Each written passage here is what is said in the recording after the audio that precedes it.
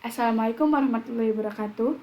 Pada kesempatan kali ini, saya, Denisa Azahra dari kelas 12 TJKT 1 akan mempresentasikan tugas keamanan jaringan komputer dengan berjudul Kebocoran Data di Kementerian Kominfo.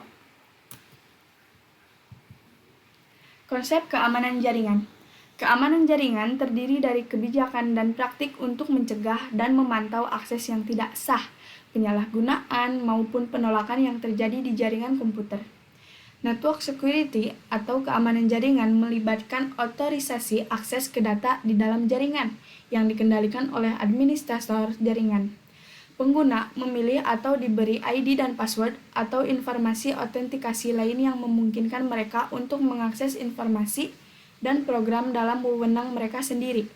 Dalam menjaga keamanan jaringan, ditetapkan konsep atau hukum dasar yang biasa disebut dengan CIA, yang merupakan confidentiality atau kerahasiaan, integrity atau integritas, dan availability atau ketersediaan.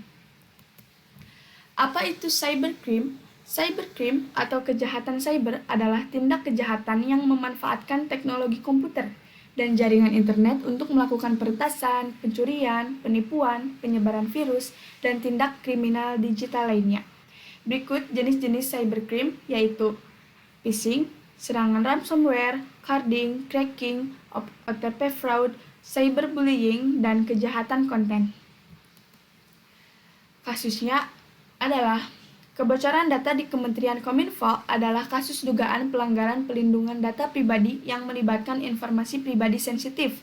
Beberapa kasus dugaan kebocoran data di Kominfo, di antaranya dugaan kebocoran data pribadi BRI Live, dugaan kebocoran data registrasi kartu SIM, dugaan kebocoran data pelanggan PLN, dugaan kebocoran data pelanggan IndiHome. Beberapa penyebab kebocoran data di antaranya serangan siber oleh peretas, kesalahan manusia, kelemahan sistem keamanan, ketidakpatuhan terhadap protokol keamanan. Kronologi kejadiannya yaitu kebocoran data Kominfo diduga terjadi karena kelemahan sistem keamanan yang digunakan oleh Kominfo atau pihak ketiga yang mengelola data tersebut. Berikut kronologi kejadian kebocoran data Kominfo. Pada 20 Juni 2024, terjadi serangan siber ke Pusat Data Nasional Sementara atau bisa kita sebut dengan PDNS. Serangan ini berakibat fatal pada sebagian besar sistem informasi dan instansi yang berada di dalamnya.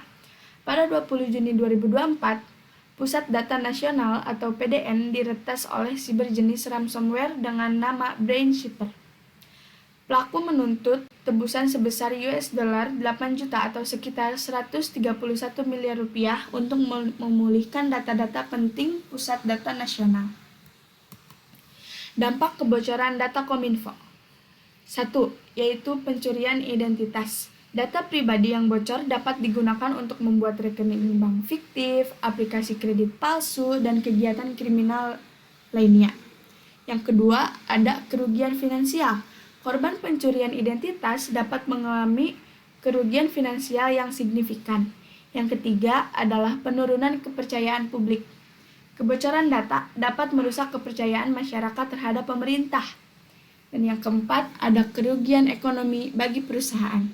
Perusahaan yang datanya bocor dapat menghadapi sanksi hukum dan kehilangan reputasi. Yang kelima ada penurunan aktivitas bisnis. Perusahaan dapat mengalami penurunan aktivitas bisnis karena terganggunya layanan internet dan sistem online. Yang terakhir adalah kesulitan melakukan transaksi.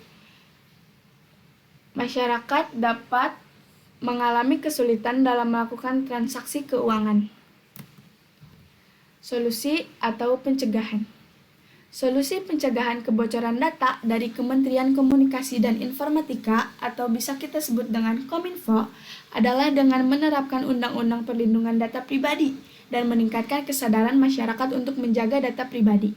Untuk jangka pendek, dengan menyiapkan langkah yang bersifat penegakan hukum lewat regulasi yang lebih matang. Sementara untuk jangka panjang, yaitu dengan menyiapkan langkah pencegahan lewat edukasi program literasi digital nasional. Yang terakhir adalah dengan cara umum yang sering kita lakukan, yaitu dengan sadar akan keamanan data, enkripsi data, hindari situs phishing, rajin update software, mengganti password secara berkala, melakukan backup data, dan berusaha untuk menghindari Wi-Fi umum. Sekian presentasi dari saya. Wassalamualaikum warahmatullahi wabarakatuh.